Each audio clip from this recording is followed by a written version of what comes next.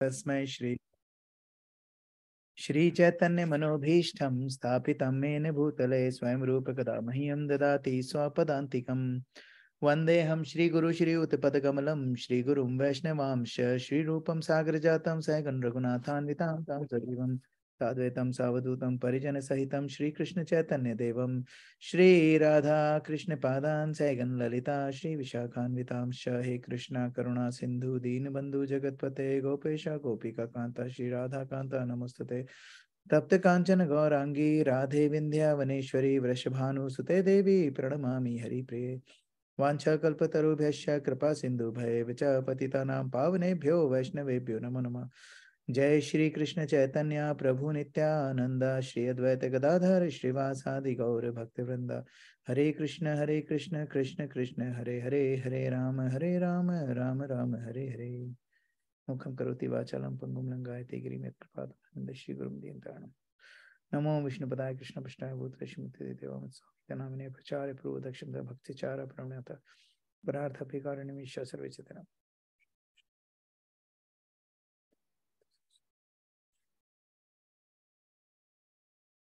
हरे कृष्णा। आप सब लोगों का बहुत बहुत धन्यवाद। आप लोग आए। बोस अंकल भी हैं। प्रणाम अंकल जी। Let's start. तो हम लोग पढ़ रहे हैं Shrimad Bhagavatam first canto 7th chapter 16 verse 16th पे हम 16th हम लोगों को करना है ना। सो लेट्स लुक एट अभी तक क्या हुआ है ना, and then we will start. तो लास्ट अभी तक हम लोगों ने देखा कि ये जो चैप्टर शुरू हुआ है इसमें शौनक आदि सूत गोस्वामी से पूछ रहे हैं ना व्यासदेव जी के बारे में। व्यासदेव जी ने नारद मुनि से सब सुना, उसके बाद नारद जी चले गए, उसके बाद व्यास जी ने क्या करा वो सारी चीजें वो बता रहे हैं। व्यासदेव जी ने श्रीमद् भागवतम लिखी, फिर उसके बाद उनका बेटा हुआ वो जाने लग गया तो उन्होंने उनको बुलाया, फिर उनको श्रीमद् भागवतम से उनको अट्रैक्ट करा, फिर श्रीमद् भागवतम उन्होंने पूरा सुना। अब सूत गोस्वामी पूछते हैं, सूत गोस्वामी को शौनक आदि पूछते हैं अच्छा यार ये तो सुखदेव गोस्वामी तो वैसे ही महात्मा है, तो उनको क्या जरूरत है श्रीमद् भागवतम सुनने की, है ना, वो तो नित्य नित्य सिद्ध हैं। तो फिर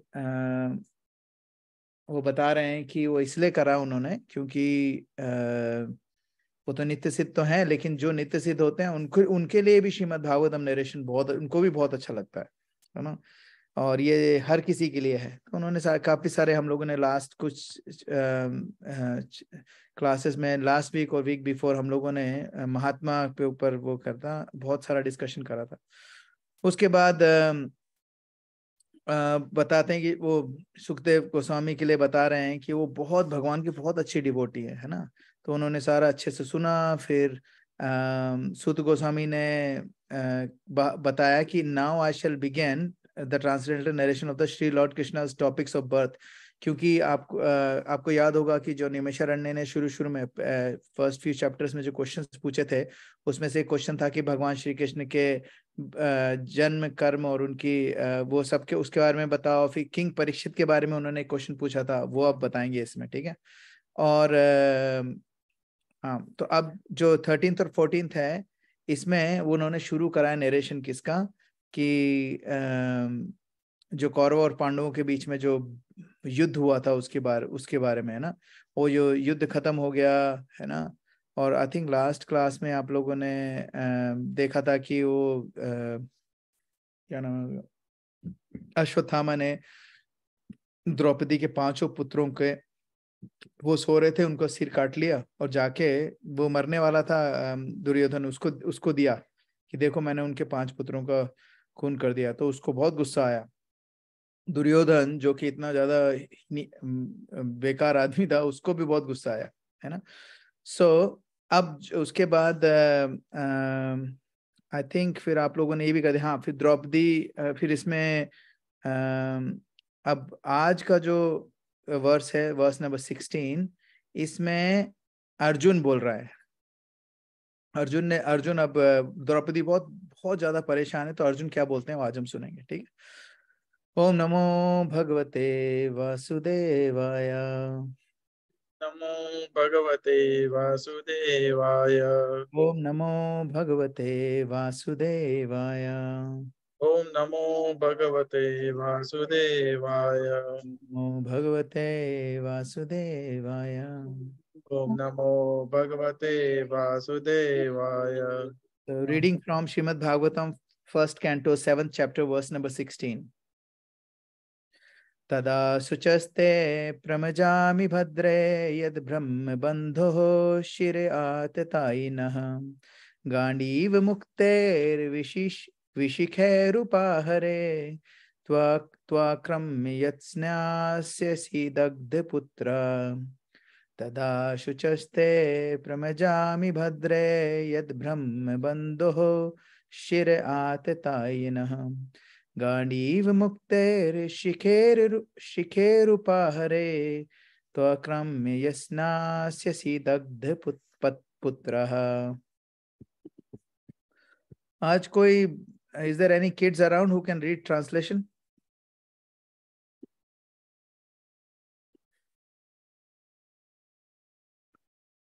चलो कोई बात नहीं. Anybody? Yes, Prabhu. Yes, Prabhu. Krishna can read. Hare Krishna.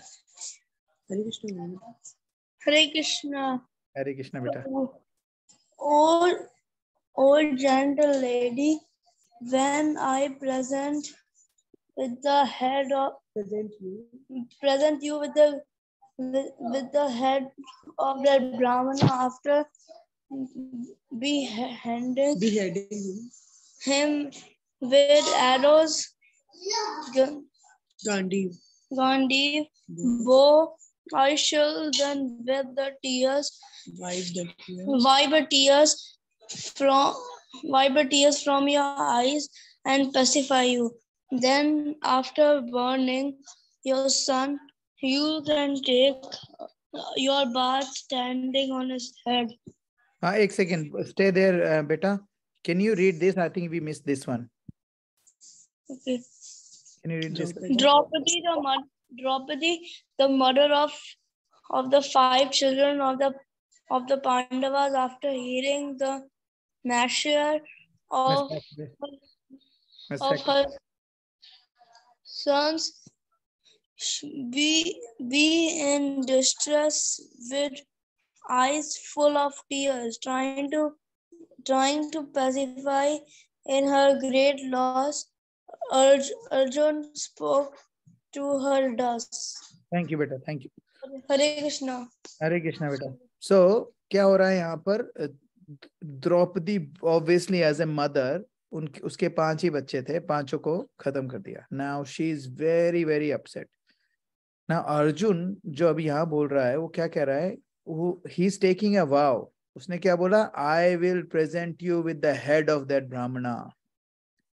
है ना, उसका गला काटूंगा and then I will और उसके बाद मैं जब उसके बाद मैं आऊंगा तब आंसू पोंछूंगा, ठीक है? और उसके बाद तुम जब अपने बच्चों का दाह संस्कार हो जाएगा हमारा, उसके बाद तुम उसके सिर पे खड़े होकर you can take bath. So this way, this is like उन्होंने वो लिया है, प्रण लिया है ना. Now somebody wants to read the purport? I can read, Prabhuji. Yes, Prabhu. An enemy who set fire to the house, administered poison, attack all of a sudden with deadly weapons, plunder wealth, or asperse agriculture fields, or entice one wife is called aggressor. Such an aggressor, though he be a Brahmana or a so-called son of Brahmana, has to be punished in all circumstances. When Arjuna promised to behead the aggressor named Aswathama, he knew well that Aswathama was the son of Brahmana, but because the so-called Brahmana acted like a butcher, he was taken as such, and there was no question of sin in killing such Brahmana sons who proved to be a villain. Hare Krishna. So अभी क्या हो रहा है? It is such an interesting thing. Srimad Bhagavatam is such an amazing, interesting scripture. यहाँ पर अगर हम इसको पढ़ेंगे, पहला वर्ष जो हमने पढ़ा वो क्या था? Draupadi is crying. दूसरा वर्स हमने पढ़ा, Arjun is taking a vow कि मैं उसको मार दूंगा। ठीक है, ये जो दो चीजें हमने देखी, इससे ये हर एक श्लोक जो श्रीमद् भागवतम में है वो किसी न किसी तरीके से किसी न किसी डिवोटी की, है ना, तारीफ करने में या उनकी क्वालिटीज बताने में लगा रहता है। अब अर्जुन, कोई अगर सपोज जिसको श्रीमद् भागवतम के बारे में कुछ भी नहीं पता है, उसको अगर हम ये दिखाएंगे पढ़ाएंगे, वो कहेगा देखो कितना गुस्से में है अर्जुन, है ना, मतलब खून पीने पे आतुर हो रहा है, अर्जुन बहुत गुस्से में है। लेकिन अगर देखा जाए तो जो अर्जुन है, he seems to be having a very revengeful attitude, एकदम रिवेंजफुल की देखो अब नहीं छोड़ूंगा मैं। और क्या बोला, गला काटूंगा, फिर आके आंसू पोंछूंगा, फिर तुम उसके सिर पे खड़े होके नहाना, है ना। तो ये सब क्या है, ये अगर कोई थर्ड पार्टी सुनेगा तो उसको लगेगा कि यार ये तो रिवेंजफुल एटीट्यूड है, एनिमोसिटी है यार, एनिमोसिटी एक भक्त में कैसी हो सकती है ना। सो यूजुअली जब लोग थोड़े से हर्ट हो जाते हैं या इमोशनली या फिजिकली, तो सबसे पहला वो क्या होता है, रिएक्शन क्या होता है कि आई विल टेक रिवेंज, अभी बताता हूँ तेरे को, अभी बताऊंगा, है ना। हम लोग क्या बोलते हैं उसको, पे back time, you know, revenge, है ना। लेकिन यहाँ पर विश्वनाथ चक्रवर्ती ठाकुर की जब हम लोग वो पढ़ते हैं कमेंट्री, तो उसमें पता चलता है कि वो पूछते हैं कि डू यू थिंक अर्जुन ने सच में ये इसलिए बोला क्योंकि वो बदला लेना चाहते थे, है ना, सिर्फ इसलिए बोला, है ना। अब देखो भगवत गीता 11:33, ठीक है, अभी एक सेकंड में भगवत गीता 11:33 पे जाते हैं। यहाँ पर कृष्णा कैसे जबरदस्त वो हैं, क्या बोलते हैं, स्मार्ट आदमी है, वो दिखाते हैं इसमें। देखो इसमें चैप्टर 11 में 33 वर्ष में भगवान क्या बोल रहे हैं, तस्मात् त्वमुत्तिष्ठ यशो लभस्व जित्वा शत्रुं भुक्ष राज्यं समृद्धं मयैवैते निहितः पूर्वमेव निमित्त मात्रं भव सव्यसाचिन्। भगवान क्या कह रहे हैं, उठो, लड़ाई करो, है ना, और क्या करो, फाइट करो ताकि ग्लोरी तुम्हारी हो, है ना। और तुम जब जीत जाओगे तो क्या होगा, once you conquer your enemy you will enjoy flourishing kingdom। मैंने तो उनको वैसे ही मार दिया है ना, अब तुम क्या बनो, इंस्ट्रूमेंट बनो। तो यार कोई इसको पढ़ेगा, वो बोलेगा यार ये कृष्ण कैसे हैं, है ना, वो उसको उकसा रहे हैं, उंगली कर रहे हैं कि भैया तू गुस्सा हो, तू मार, तू लड़, है ना। और in the same chapter Krishna भगवान क्या बता रहे हैं, इन सेम चैप्टर में कृष्ण भगवान बता रहे हैं कि देखो ऐसा है, जो भक्ति की क्वालिटी है वो क्या है, फॉरगिवनेस, है ना, माफी। अब कोई बोलेगा यार this is like mind boggling, ये हो क्या रहा है। कुछ कोई बोलता है कि यू नो एक तरफ भगवान बोल रहे हैं मार डालो, एक समय बोल रहे हैं कि नहीं फॉरगिवनेस होनी चाहिए। दया जो होती है, दया, जीव दया, है ना, जीव दया बहुत बड़ी, बहुत इंपॉर्टेंट क्वालिटी है एक वैष्णव के लिए। तो भगवान ने भगवत गीता में बहुत बार बताया जीव दया के बारे में ना। जीव दया की का उल्टा भगवान इसमें बोल रहे हैं। तो कई बार हमें भगवत गीता में या श्रीमद् भगवत गीता में लगता है कि कृष्ण ऐसा बोल रहे हैं। अब श्रीमद् भागवत में भी अभी आगे हम वर्ष पढ़ेंगे तो उसमें जब कृष्ण होते हैं, कृष्ण भगवान यही बोलते हैं, बिल्कुल ठीक कर रहे हो अर्जुन, मार दो ऐसे ब्राह्मण को, ऐसा जो आदमी है वो ब्राह्मण कहलाने के लायक नहीं है, जिसने ऐसे घिनौना काम करा है उसका मर जाना ही ठीक है, तुम कुछ भी हो जाए अपनी प्रतिज्ञा मत तोड़ना, ऐसे बोला उन्होंने। तो कोई सुनेगा बोलेगा यार ये क्या है यार, ये ऐसे कैसे भगवान है हमारे, जो एक तो वो अगर वो माफ करना चाहेगा, चाह भी रहा होगा तो नहीं करेगा, है ना। लेकिन श्री कृष्ण इतने इंटेलिजेंट हैं, obviously because he is supreme personality Godhead, all intelligence is coming from him। मत्ते स्मृति ज्ञान अपोहनम चा, ना हर चीज भगवान से आ रही है ना। वो इतने इंटेलिजेंट, वो क्या कर रहे हैं, वो ये बताने की कोशिश कर रहे हैं कि जो मेरे भक्त हैं ना, this is how they take decisions. वो कहते हैं कि मैं भी उनको उकसाऊंगा ना, तो भी वो वही काम करेंगे जो सही है, ये बताने की कोशिश कर रहे हैं। जैसे श्री रामचंद्र जी, श्री रामचंद्र नहीं, चलो पहले तो क्या बोला, विश्वनाथ चक्रवर्ती ठाकुर कहते हैं कि वो अर्जुन को टेस्ट कर रहे थे। अब टेस्ट कैसे कर रहे थे, उनको उकसा रहे हैं, बोले अब करो, कैसे करते हो, ठीक है। नाउ कोई बोलेगा टेस्ट क्यों कर रहे हैं, तो टेस्ट तो हमारे पूरे भागवतम में हर जगह है। प्रहलाद महाराज को भगवान ने क्या बोला, प्रहलाद महाराज जब उनके फादर जो हिरण्यकशिपु को मार दिया, तो प्रहलाद को बोला मैं तुमसे बहुत खुश हूँ। प्रहलाद को गोद में बिठाया, उनको बोला क्या चाहिए तुम, है ना। अब सोचो, मत्तः स्मृति ज्ञान अपोहनम च, भगवान हर किसी के दिल में जो चल रहा है वो भी उनको पता ही होता है, उनसे कुछ भी छुपा नहीं है ना। फिर भी वो प्रहलाद महाराज से क्या पूछ रहे हैं, तुम्हें बताओ तुम्हें क्या चाहिए। और जब प्रहलाद महाराज बोलते हैं मुझे कुछ नहीं चाहिए, सिर्फ आपकी भक्ति चाहिए, इससे किसका ग्लोरिफिकेशन हो रहा है, भगवान का ग्लोरिफिकेशन नहीं हो रहा है, भगवान के डिवोटीज का ग्लोरिफिकेशन हो रहा है।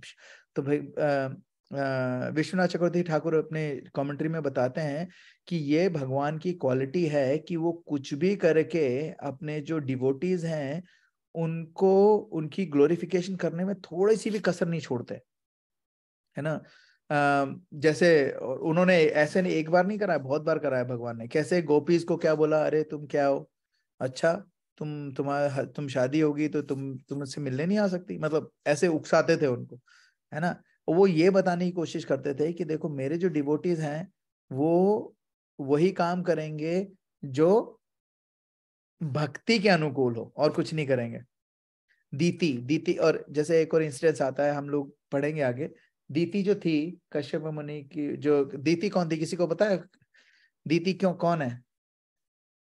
दीति के कौन कौन बच्चे, किसके लिए फेमस है वो दीति? कश्यप मुनि और Diti. she is the mother of demigods? No, वो तो अदिति थी, अदिति। दीति कौन? demons. डीमंस कौन से डीमन? हिरण्याक्ष और Hiranyakashipu. Exactly right. So Diti जो थी वो हिरण्याक्ष हिरण्यकशिपु की मदर थी। अभी क्या हुआ, जब उनके बच्चों को मार दिया गया तो शी वॉज एंग्री, है ना, she was angry. Now that point she wanted to take revenge, ठीक है। सो अभी तक हम लोग ये सोच रहे हैं कि कहीं अर्जुन, देखो make sure we understand the thread. हम ये डिस्कस कर रहे हैं कि अर्जुन जब ये सब बोल रहा है वो बदला लेने के लिए बोल रहा है, रिवेंजफुल हो रहा है, या he is trying to do the justice, सिर्फ ये बात कर रहे हैं हम लोग, ठीक है। Now look at this example.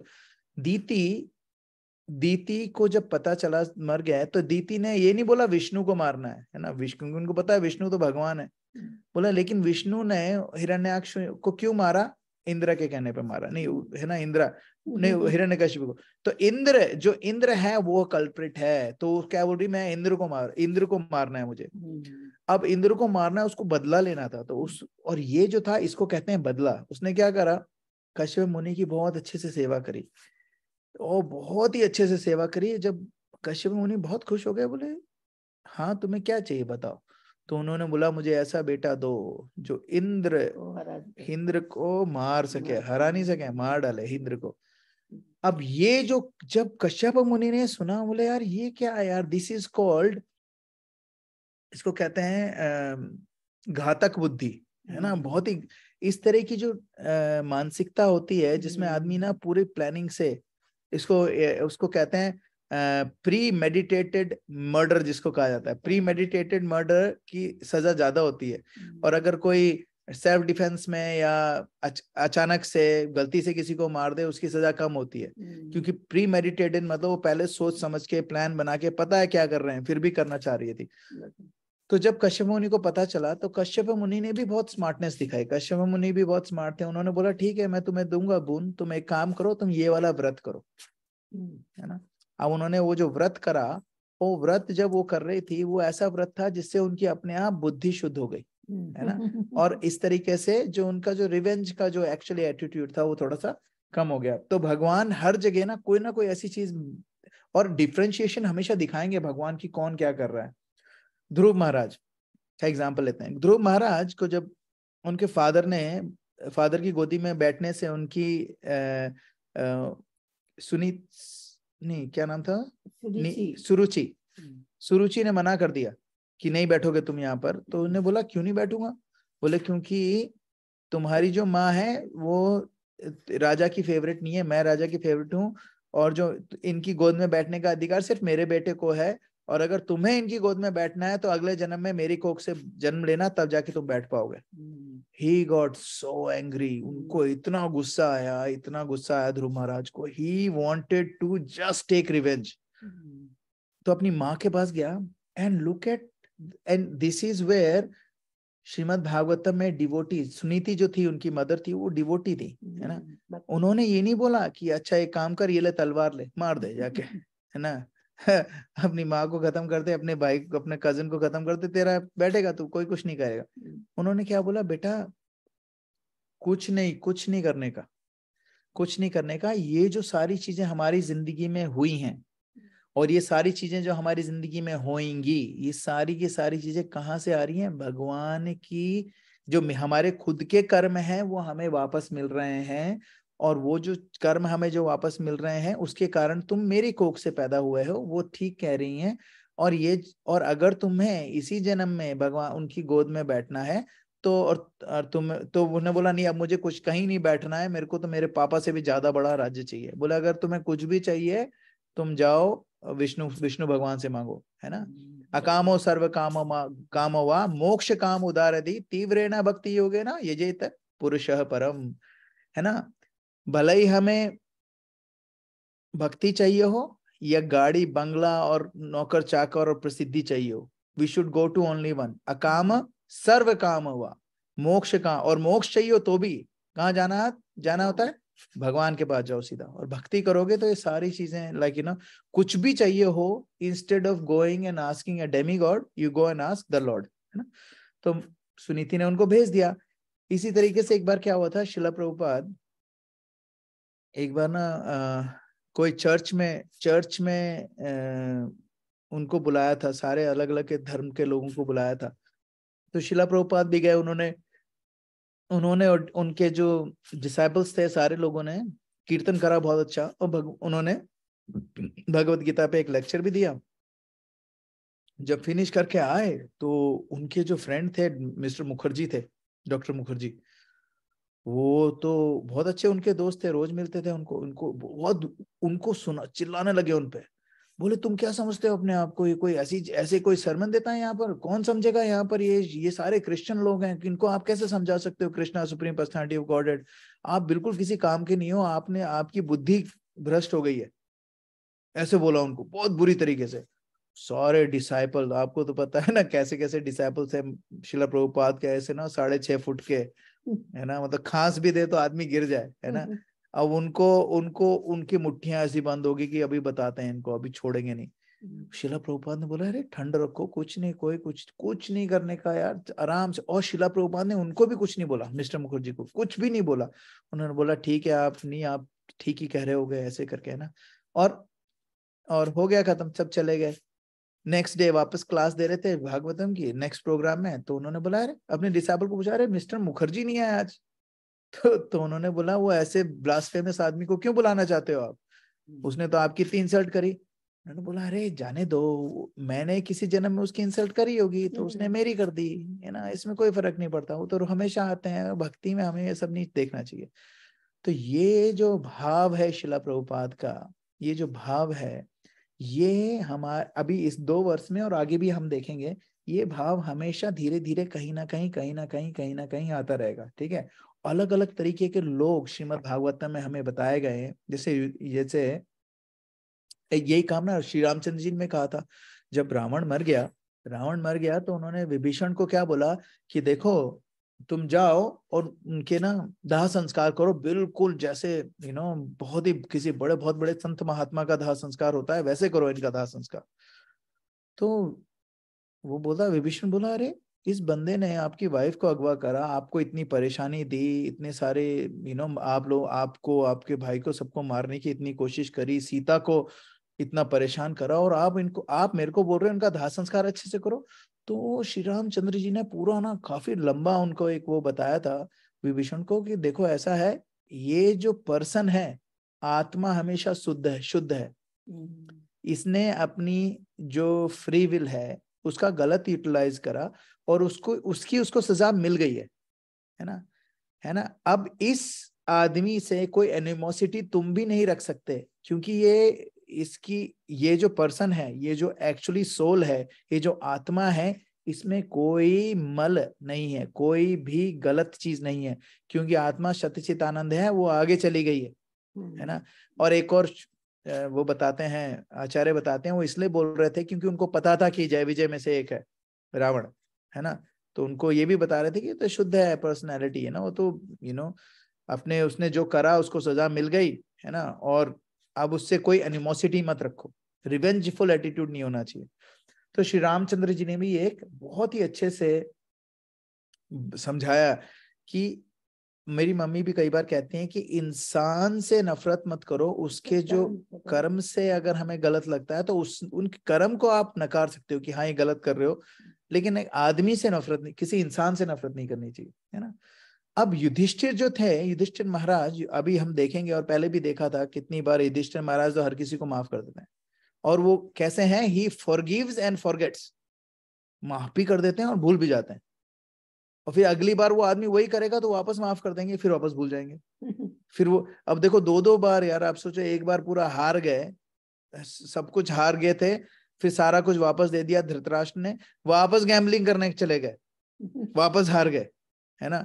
अब कोई मतलब पहली बार जो करे वो तो किस्मत है, दूसरी बार करे तो बेवकूफी होती है ना। But he forgets and forgives and forgets. उससे थोड़ा सा अलग है, वो है विदुर, है ना। विदुर को एक बार क्या हुआ कि धृतराष्ट्र ने विदुर को बुलाया, उनको बोला कि यार देखो ऐसा है कि मेरे को तुमसे एक राय जाननी है, मेरा बेटा ऐसा ऐसा कर रहा है ना, और युद्ध की बात कर रहा है, क्या करना चाहिए तुम्हें ना। तो बोले तुम तो मेरे वेल विशर हो, तुम ये हो वो हो, तुम बहुत इंटेलिजेंट भी हो। और विदुर बहुत ज्यादा नीति में बहुत निपुण थे वो। He was very intelligent, extremely proficient in political science, and he was very level-headed. कोई तैश में आके कोई डिसीजन नहीं लेते थे, and he was not afraid to say the right thing.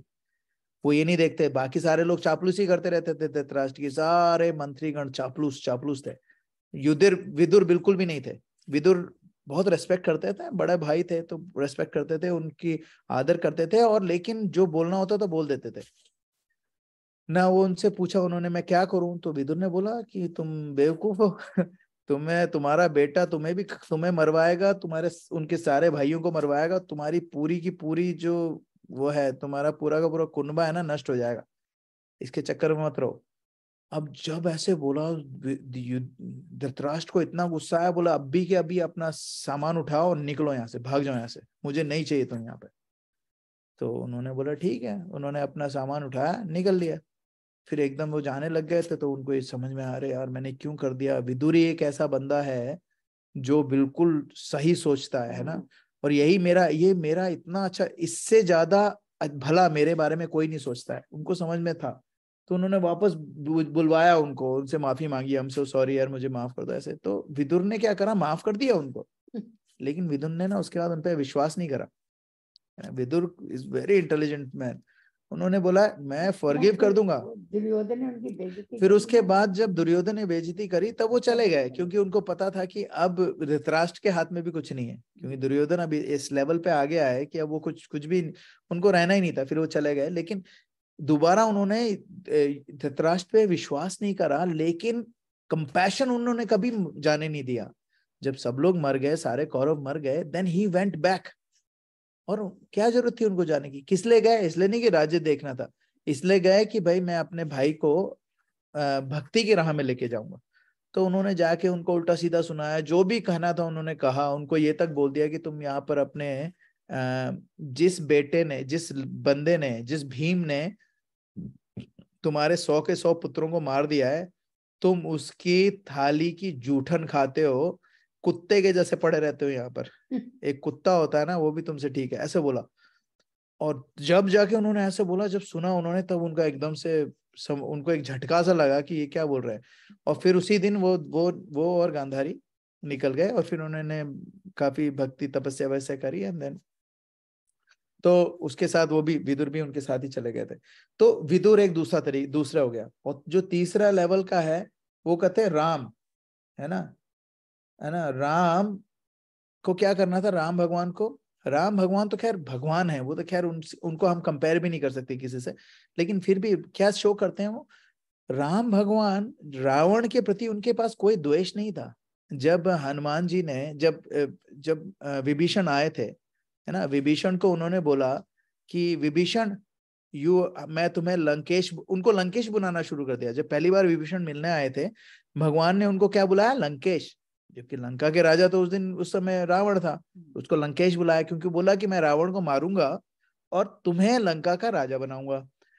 तो फिर बाद में उन्होंने पूछा क्या ना, सुग्रीव ने बोला अरे आपने इनको लंकेश बना दिया है, और अब बोले कि हाँ, और फिर ना वो बोल रहे थे कि रावण अगर मेरे पास आ जाए अभी, है ना, तो रावण को भी मैं माफ कर दूंगा।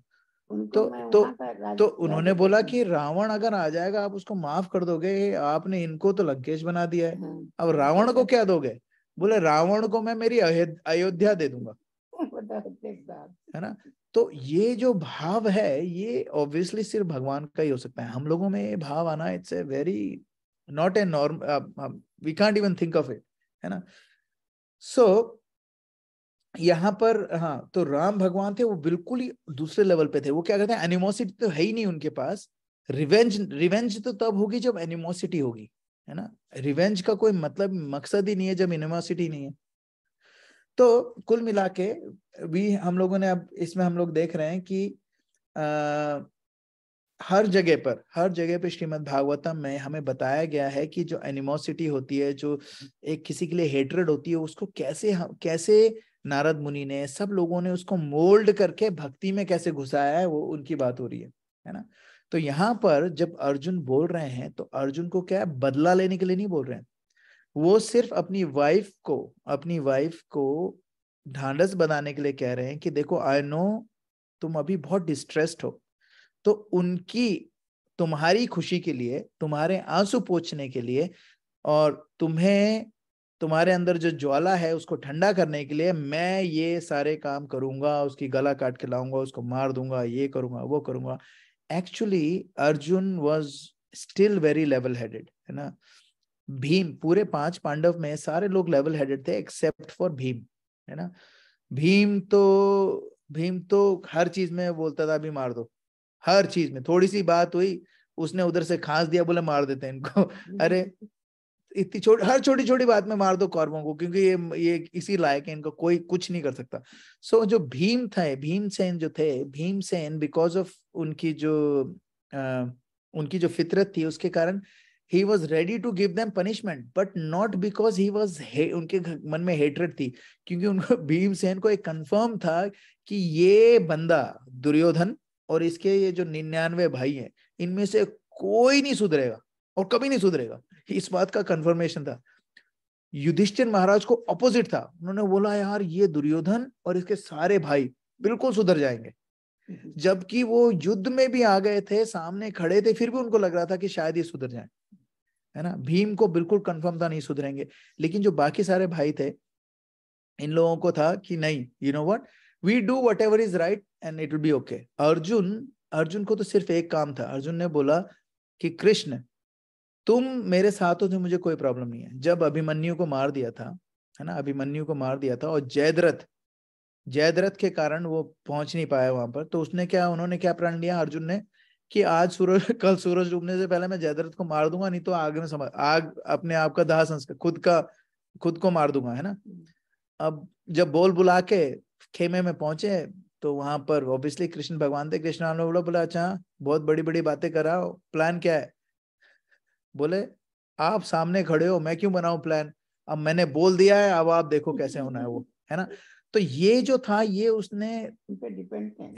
उन्होंने रिवेंज के हिसाब से नहीं बोला था, गुस्से में बोला था, लेकिन बहुत ही सोच समझ के बोला था। उनको पता था मेरे साथ कौन है, केशव, है ना, मेरे साथ वो पर्सनैलिटी है जो he can make anything possible. और दूसरी चीज ये थी कि जब वो अभिमन्यु मरा था, अभिमन्यु को मरने के बाद अर्जुन बहुत रोए, चिल्ला चिल्ला के रोए। कृष्ण भगवान उनके पास गए, कृष्ण भगवान ने ये नहीं बोला अबे तेरे को 45 मिनट्स भगवत गीता सुनाई, अभी 4 दिन पहले सुनाई है और तेरी अभी ये हालत है, अभी भी देहिनो अस्मिन् यथा देहे कौमारम यौवनम जरा तथा देहांतर प्राप्ति धीरस तत्र न मुह्यते। ये नहीं बोला उन्होंने, उन्होंने सिर्फ उसको गले लगाया और उनको अपने, वो भी रोए और अर्जुन को भी रोने दिया, है ना। वो इसीलिए क्योंकि उन्हें पता है Arjun is a level headed person. वो एनिमोसिटी के कारण, जब जयद्रथ को भी मारने की बात थी, उन्हें एनिमोसिटी के कारण नहीं मारा था, कि उनको हेट्रेड नहीं थी जयद्रथ से। वो सिर्फ उसको ये सबक सिखाना चाह रहे थे कि अगर मैं इसको करूंगा, मारूंगा, तो जो मेरी वाइफ है उसको थोड़ा सा ढांढस बंधेगा कि हाँ यार मैंने कुछ ऐसा काम करा है जिससे उनको थोड़ा लगे कि हाँ, जो मेरे बेटे को मारने के लिए जो रिस्पॉन्सिबल अब इस दुनिया में नहीं है। तो अर्जुन जो थे, Arjun was not interested in any revenge, है ना। और ये बात हम लोगों ने अभी भगवत गीता जो हम पढ़ रहे हैं फ्राइडेज को, हम देखेंगे कि Arjun is such a powerful warrior, है ना, इतना पावरफुल वॉरियर है, फिर भी he was so soft hearted कि वो क्या क्या रीजनिंग लगाएंगे ये बोलने के लिए कि मुझे युद्ध नहीं करना है ना। Will see to that. Okay, so यहाँ पर जब ये जो वर्स है, एक सेकंड, हाँ, ये जो वर्स है, इसमें शिला प्रभुपाद क्या बताने की कोशिश कर रहे हैं कि कुछ लोग ऐसे हैं जिनको मार देने में कोई प्रॉब्लम नहीं है ना। वैसे तो किलिंग जो है, किसी की हत्या करना, किसी को मार देना है, पाप है, लेकिन ये इन तरह के लोगों को मार सकते हो आप। जिसने आपके घर को आग लगाई हो, लाक्षा ग्रह को आग लगाई थी इन्होंने, कौरवों ने, तो इनको मारने में कोई प्रॉब्लम नहीं है। जो आपको जहर खिलाने की कोशिश करी हो, जिसने वो इसको भीमसेन को जहर खिला के मारने की कोशिश करी थी, ठीक है। Attacks all of a sudden with deadly weapons, ठीक है। बीच में तो ऐसी हालत हो गई थी, कहीं से भी घुस घुस के मार रहे थे। प्लंडर्स वेल्थ, है ना, प्लंडर्स वेल्थ, अब इन्होंने पूरा उनका हड़प लिया, पूरा, है ना, जो इंद्रप्रस्थ था वो हड़प लिया था, ठीक है। और एंटाइसेस वंस वाइफ, है ना, और किसी की वाइफ के तरफ आप गलत नजर से देखोगे, वो भी इसने करा। तो ये सारे के सारे एक ही बंदे ने सारे के सारे कर दिए थे, तो उन लोगों का मरना तो तय ही था, ठीक है। तो ऐसे अग्रेसर को, अगर वो ब्राह्मण भी हो या ब्राह्मण, तो इसमें ब्राह्मण बंधु बोला है इनको। ब्राह्मण बंधु का क्या मतलब होता है? ब्राह्मण तो होता है रियल ब्राह्मण। रियल ब्राह्मण में क्या होता है? क्षमा, दमा, दया, है ना, ये सब काफी सारी चीजें होती है, है ना। करीब 24 या 25 गुण बताए हैं ब्राह्मण के। तो उसमें यजन, याजन, पठन, पाठन, यही इनका काम होता है, ठीक है। अब ये जो ब्राह्मण है, ये ब्राह्मण कहलाने के लायक नहीं है, क्योंकि इनमें दया भी नहीं है ना। दया जो सबसे पहला जीव दया, जो सबसे पहली क्वालिटी है ब्राह्मण की, वो है ही नहीं, थी नहीं इसमें, तो इसको ब्राह्मण नहीं बोल सकते। तो भले ही वो ब्राह्मण कुल में पैदा हुआ हो, उसको मारने में कोई प्रॉब्लम नहीं है ना, क्योंकि उसने कैसे एक्ट करा, लाइक ए बुचर, है ना। जैसे आप एक्ट करोगे, उसको वैसी सजा मिलने में कोई परेशानी नहीं है। माया द्रौपदी को सब देखते रह गए, किसी ने कुछ नहीं बोला, तभी उनको सबको मारा। द्रौपदी के बारे में लोग बोलना चाहिए था, किसी ने कुछ नहीं बोला, तो मरने पहले हाँ, नहीं, वो द्रौपदी, हाँ, द्रौपदी चीरहरण के समय एक्चुअली इट वाज सील्ड, चुपचाप बैठे रहे। तो ये जो उनका जो चीरहरण था ना, चीरहरण ने युद्ध को वैसे ही सील कर दिया था। उसके बाद कोई नहीं रोक सकता था युद्ध को एनीवे। फिर भी कृष्ण भगवान ने ये ना शांति दूत बन के गए, क्योंकि ये बताना चाहते थे कि, क्योंकि आजकल भी कई लोग बोलते नहीं है, अरे तुम्हारा भगवत गीता तो ऐसा ग्रंथ है, वो हमेशा अर्जुन को बोलता है, उठो लड़ो, लड़ाई करवाने में तुम्हारा ग्रंथ ही लड़ाई कराने में लगा रहा है। तो उन लोगों को ये बताओ भैया, इतना सब होने के बावजूद भी जाके शांति प्रस्ताव इसलिए भगवान ने रखा कि वो बता सकें कि भाई ऐसा है कि it's not because of Pandav को धन संपत्ति चाहिए थी इसीलिए लड़ाई नहीं हो रही है। ये लड़ाई इसलिए हो रही है क्योंकि जो अधर्मी साइड है वो बहुत ज्यादा अधर्म कर चुकी है, उनका पाप का घड़ा भर गया है। इससे ज्यादा हमारी जो भूमि है वो एक्सेप्ट नहीं कर पाएगी। जो भूमि देवी है वो एक्सेप्ट नहीं कर पाएगी। भूमि देवी भगवान के पास गई थी, मतलब ब्रह्मा जी के पास, कि ब्रह्मा जी ये क्या है यार, मेरे को ना इतने सारे पाप कर रहे हैं लोग, मेरे को समझ में नहीं आ रहा है मैं कैसे डील करूंगी इससे। तो ब्रह्मा जी ने बोला मेरे को क्या पता यार, मेरे को इन सब चीजों के बारे में पता नहीं, चलो भगवान के पास, विष्णु के पास चलते हैं। उन्होंने, विष्णु भगवान ने बोला उनको कि ठीक है, अगर तुम्हारे पास ज्यादा वो हो गया तो आई विल कम, है ना, मैं आऊंगा, है ना। और फिर वो आए, है ना, आए और उन्होंने सारे के सारे जितने भी अधर्मी थे उनको एक साथ इकट्ठा करा, है ना, और एक झटके में मार दिया, है ना, और सारी की सारी ग्लोरिफिकेशन पांडवों को दी, है ना। तो ऐसा भगवान करते हैं। Let's look at the next verse 1:7-17।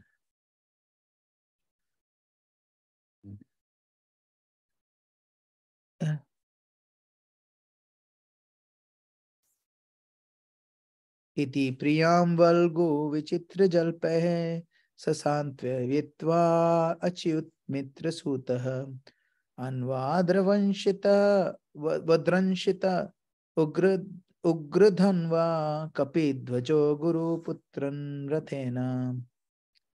Translation कोई पढ़ेगा? मैं रीड कर दूंगा। अरे हाँ, आप रीड करो। अच्छा। Arjuna, who is guided by the infallible Lord as friend and driver, thus satisfied the dear lady by such statements. Then he dressed in armor and armed himself with furious weapons, and getting into his chariot, he set out to follow Ashwathama, the son of his martial teacher. Yes. So यहाँ पर क्या बता रहे हैं? Thank you माता जी। यहाँ पर क्या बता रहे हैं कि thus satisfied her the dear lady with such statements. So ये जो स्टेटमेंट पहले बोला है वो किस लिए बोला है? अपनी वाइफ को सेटिस्फाई करने के लिए, इसलिए नहीं कि यार अब मेरे को उससे बदला लेना है। क्योंकि क्या है, जो हमारे शास्त्रों में जो पनिशमेंट दिखाई गई है, जिसे हम कर्म काल की पनिशमेंट जो भी कहते हैं, हम कई लोग बोलते हैं कि ये भगवान का बनाया हुआ नहीं हो सकता, भगवान इतने क्रूअल कैसे हो सकते हैं, है ना। लेकिन भगवान क्रूअल नहीं है, ठीक है। यहाँ पर शिला प्रभुपाद क्या बताने की कोशिश कर रहे हैं, यहाँ पर ये जो सजा मिलने वाली है, जैसे आजकल कैपिटल पनिशमेंट तो बंद हो गया है कि किसी को फांसी की सजा नहीं हो सकती आजकल, लेकिन हमारे शास्त्रों में फांसी की सजा होती थी। तो राजा इसलिए फांसी की सजा नहीं देता। कई लोग बोलते हैं ना, राजा इसलिए फांसी की सजा देता है कि दूसरा, अरे खबरदार किसी और नहीं करानी, तो देखो जैसे इसको लटकाया है तुम्हें भी लटकाऊंगा। That was not the reason. वो फांसी की सजा इसलिए दी जाती थी क्योंकि अगर उसको इस जन्म में, क्योंकि उसने किसी का कत्ल करा है, ठीक है, अगर उसको इस जन्म में सजा नहीं मिली उसके इक्विवेलेंट, तो उसको ना पहले तो हेलिश प्लैनेट्स में जाके भुगतना पड़ेगा और बहुत गंदा भुगतेगा। जे एक गर्दन में आपने फंदा डाल के उसको 1.25 मिनट में, 30 सेकंड्स में या 45 सेकंड्स में मर जाता है आदमी, 1 मिनट मैक्सिमम, ठीक है। 1 मिनट का तकलीफ देने की बजाय हजारों लाखों वर्षों तक वो नरक में सड़ेगा, और उसको इतनी तकलीफ होगी, और उसके बाद वापस आएगा, जन्म लेगा, और जिस आदमी को उसने मारा था वो आदमी उसको मारेगा आके। तो ये जो इतना सारा जो कार्मिक डेट है उसको खत्म करने के लिए राजा बोलता था, देखो ये मैं राजा की ये उस पे मर्सी थी, दया, कि अभी मैं तुम्हें फांसी दे रहा हूं ताकि तुम्हें वो सारी चीजें जो आगे तुम्हारे साथ होने वाली हैं वो नहीं भुगतोगे, इसलिए तुम्हें फांसी मिल रही है। तो राजा क्या बदला नहीं ले रहा था, राजा ये एग्जाम्पल भी नहीं खड़ा कर रहा था। कई लोग बोलते हैं नहीं एग्जाम्पल होएगा, एग्जाम्पल होता था लोगों के लिए कि हाँ यार फांसी की सजा मिल जाएगी इसलिए मुझे किसी का कत्ल नहीं करना है, लेकिन that was not the reason. हमारे शास्त्रों में वो रीजन नहीं दे रखा है। जो क्या नाम, मनु संहिता जो है उसमें ये रीजन नहीं दे रखा है कि यार किसी की फांसी दे दो क्योंकि लोगों को एग्जाम्पल दो। फांसी इसलिए दी जाती थी ताकि ये उस बंदे पे जिसने कत्ल करा है उस पे एक बहुत बड़ा एहसान होता था, एक कंपैशन होता था कि हम आपको फांसी की सजा दे रही हैं as a compassionate father. King was considered to be father. So as a compassionate father, I'm giving you this punishment so that you don't have to go through that hell. वो जो नरक आपको नहीं भुगतना पड़ेगा उसके लिए मैं तुम्हें यहाँ पर खत्म कर रहा हूँ। तो यहाँ पर जब अर्जुन ने बोला I will punish him, I'll do this, all of those things, यहाँ पर कोई ऐसा नहीं कि मैं तुमसे बदला ले लूंगा, हा मजा आ गया मेरे को, क्योंकि बदला लेने के बाद जो मजे की बात होती है वो होती नहीं है एक्चुअली मजा। आप कैसे किसी को कत्ल करके आप मजा नहीं ले सकते, है ना। आप क्या करोगे, अपने अंदर की जो खुजली है उसको मिटाने की कोशिश करोगे, वो मिटेगी नहीं। There is no one in this entire universe जिसने किसी से बदला लेके अपनी जो आग है अंदर की उसको ठंडा कराओ, है ना, कोई नहीं कर सकता। बदले की जो आग होती है ना, इट इज ऑलवेज डिस्ट्रक्टिव, भले कोई भी हो, कोई भी कर रहा हो, है ना। तो यहाँ पर ये बात हो रही है, और अश्वत्थामा को मारने के लिए वो चला गया, है ना।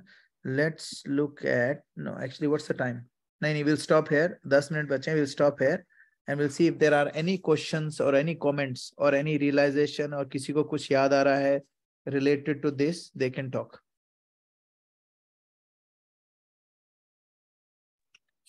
हरे कृष्ण प्रभु। हरि बोल प्रभु जी। प्रभु इस वर्ष में मैं सुन रहा था, तो उसमें वो बोल रहे थे कि इसमें श्री कृष्ण भगवान की एंट्री हुई है फर्स्ट टाइम भागवतम में as a first person. Yes that's correct, that's correct.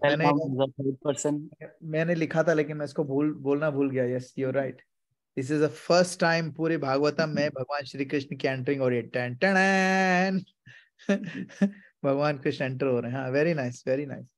और ये क्या है, देखो कैसे एंटर हो रहे हैं, अभी देखेंगे। अभी तो काफी अच्छा है इसमें, जो आगे के वर्सेस आने वाले हैं बहुत ही इंटरेस्टिंग वर्सेस हैं इसमें ना।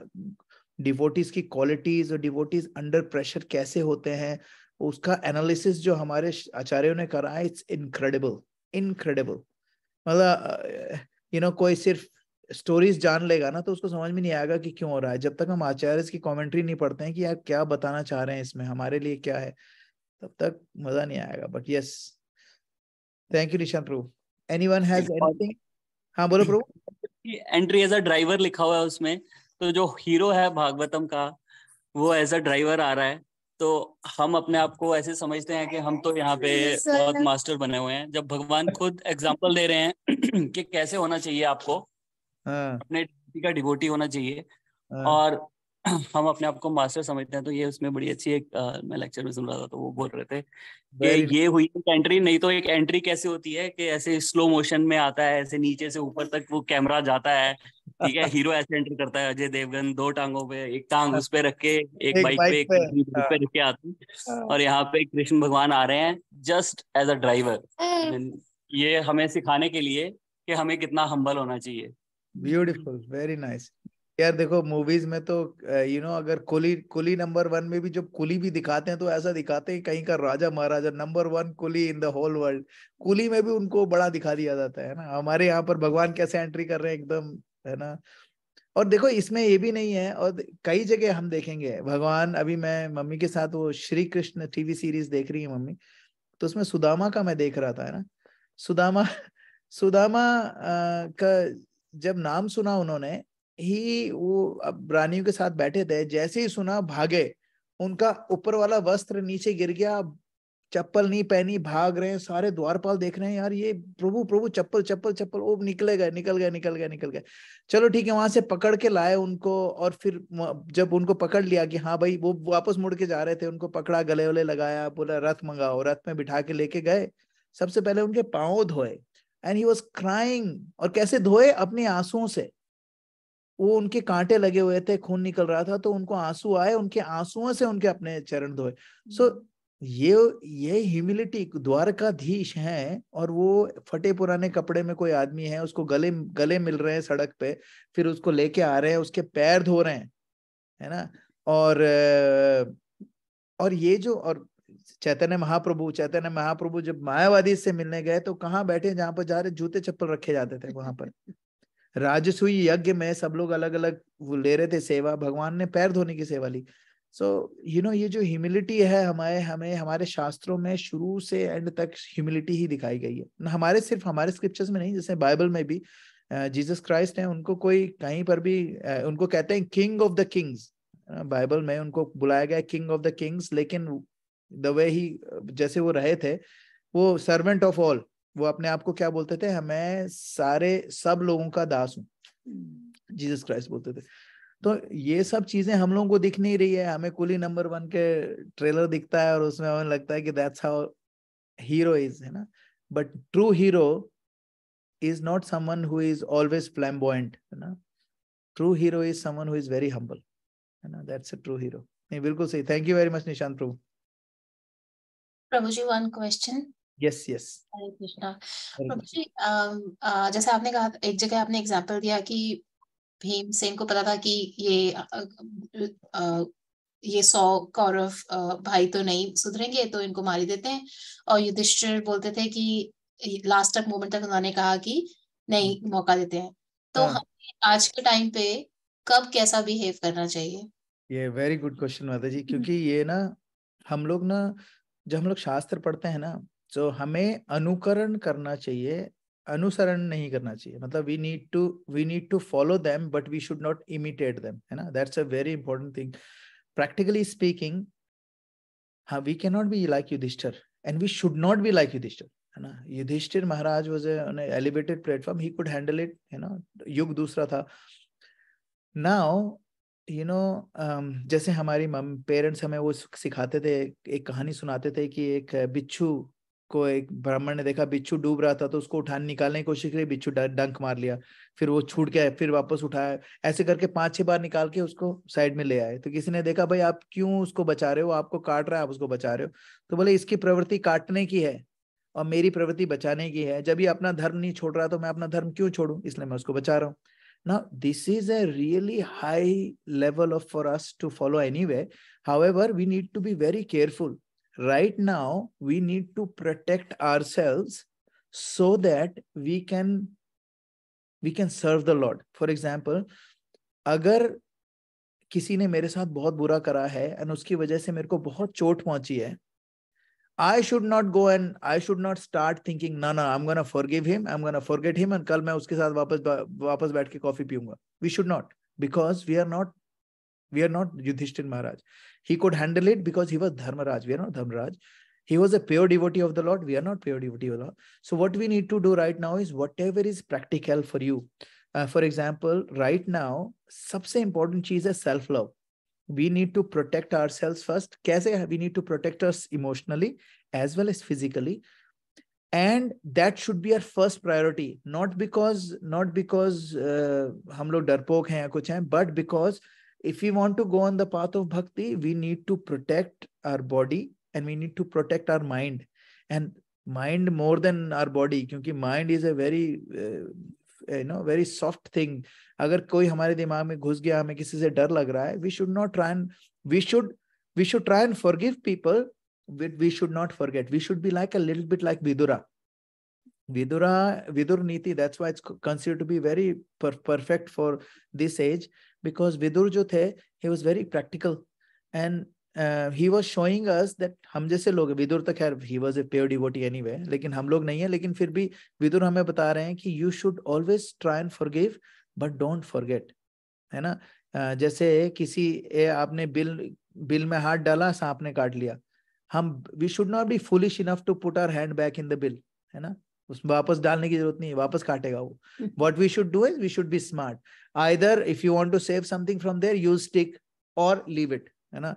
कई लोग ऐसे होते हैं हमारी लाइफ में, we cannot we know that there is nothing I can do, then you walk away and pray for them if you can, है ना। कई लोग ऐसे होते हैं, हम लोगों को we need to understand कि कई बार क्या होता है, हायरार्की भी होती है। जैसे फॉर एग्जांपल मेरे बड़ा भाई है ना, if I have a older brother, मैं उसको सिखाने जाऊंगा तो it's not appropriate, but what I can do is I can tell someone who is older then my brother and say यार उनको समझा दो. So that way it can go. We should not try and become like, Yudhishthir Maharaj or anything. Right now we need to protect ourselves, our physical being, mental well-being, or we need to have self-love when it comes to people around us. We should not be forgetful of what people have done to us. है ना, भूलना नहीं चाहिए हमें, क्योंकि भूलने से क्या होगा, right now we will find lot of people like Ashwatthama, but we will not find anyone like Yudhishthir Maharaj, है ना. अश्वत्थामा ने पहले वो मारा, फिर उसको माफ कर दिया, है ना. नाउ अभी भी हम देखेंगे आगे जाके अश्वत्थामा को माफ कर दी कि द्रौपदी भी, कि चलो इसको छोड़ दो, मत मारो, है ना. उसके बाद वो जाके उत्तरा के गर्भ में बाण चला दिया उसने, है ना, because he wanted to kill the last heir of the throne. क्या करो ऐसे लोगों का. So most of the people in this world, we should consider them as Ashwatthama in the sense that we should not trust them, but we should forgive them, है ना. और अगर आपको ट्रस्ट करना है तो have boundaries, always have boundaries. And I think मैं और निशांत प्रभु we were talking about it like बहुत समय पहले, जब when we used to work in the kitchen together, we need to have boundaries कि भाई मैं इतना कर सकता हूं, after that I can't. We have boundaries, and if you find your own, everybody has their own boundaries, but first and foremost is we need to protect us and protect our mental well-being, physical well-being, so that we can do bhakti. क्योंकि किसी को माफ कर दिया और वापस झापड़ खा लिया उनसे, we may not be that capable कि we can continue on this path if we keep getting hurt, है ना? Does it make sense though? Yes. तो मेरा टेक अवे है कि we need to be mentally and physically well in order to continue in bhakti. In order to do that, we need to do a self-love. In order to do that, we have to set some boundaries. Perfect. Very nice. Very nice. बहुत ही बढ़िया recap है. You should come to our classes and start doing recaps for us. Thank you. Thank you. किसी और का कोई question है? Anything? प्रभु जी एक question है, 3 है एक्चुअली, लेकिन मैं आज एक ही पूछूंगा. पूछो. प्रभु जी, ये जो भगवान बोलते हैं ना कि मैं हर युग में आऊंगा. आपकी आवाज गई? नहीं आ रही थी. हर युग में आऊंगा वहां तक सुनाई दिया, उसके बाद कुछ नहीं सुनाई दिया. अभी आ रही है? अब आ रही है. हाँ ओके. हाँ, तो वो युग में एक ही बार आते हैं, ठीक है? तो ऐसा मैं सही बोल रहा हूँ ना, युग में एक ही बार आते हैं ना? Yes, that's correct. हाँ, तो ये कलयुग चल रहा है, ठीक है? तो कलयुग में 2500 साल पहले एज अ बुद्ध आए. हाँ. अब आपकी आवाज चलेगी वापस. आप लोगों का आ रही है प्रभु की आवाज? नहीं प्रभु जी, फ्रीज हो गया शायद स्क्रीन उनका. ओके.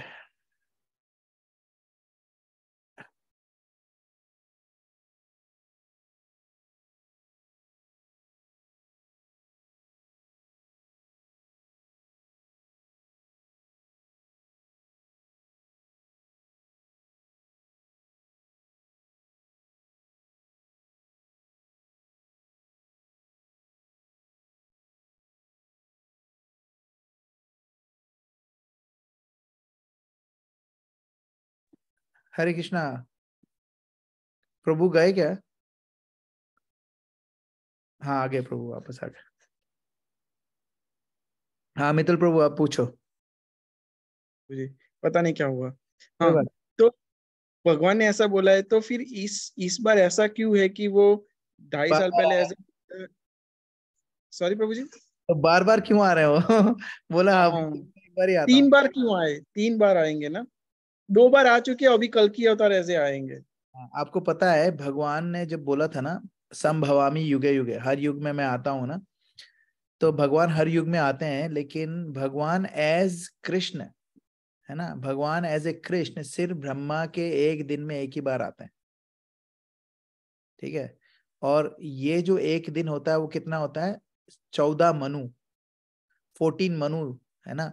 और एक मनु के उसमें कितनी साइकिल्स होती हैं? चतुर्युग, बहुत सारी चतुर्युग की साइकिल होती है, 7 है ना एक युग में. ऐसे करके जब 14 मनु निकल जाते हैं, उसके बाद उनकी रात होती है, तो उस पूरे उसमें भगवान एक बार आते हैं एज हिमसेल्फ कृष्ण.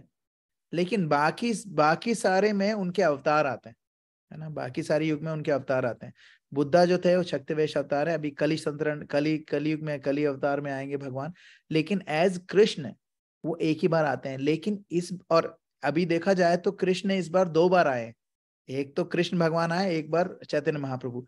लेकिन चैतन्य महाप्रभु राधा रानी के मूड में कृष्ण आए, इसलिए इसको छन्ना अवतार कहते हैं, है ना. इसमें जो ये भगवान है खुद है, एक्चुअली अवतार नहीं कहना चाहिए इनको, क्योंकि ये अवतार नहीं है, ये अवतारी हैं खुद. जो चैतन्य महाप्रभु है वो भी कृष्ण ही है. तो हम लोग बहुत लकी हैं. भगवान संभवामी युगे युगे जब बोलते हैं, तो भगवान जब युग में आते हैं उनके अवतार आते हैं. जैसे राम आ गए, है ना. एक युग में राम आ गए, एक युग में कृष्ण भगवान खुद ही आ गए एज इट इज.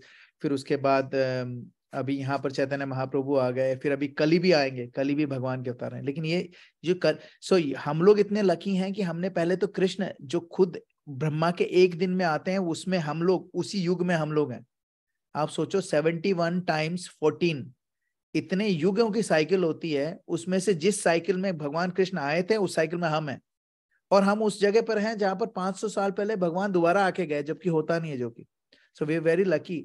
तो बाकी सारे जो युगे युगे बोलते हैं वो भगवान के जो अवतार होते हैं वो आते हैं, भगवान किसी दूसरे रूप में आते हैं, स्वयं भगवान नहीं आते, स्वयं भगवान।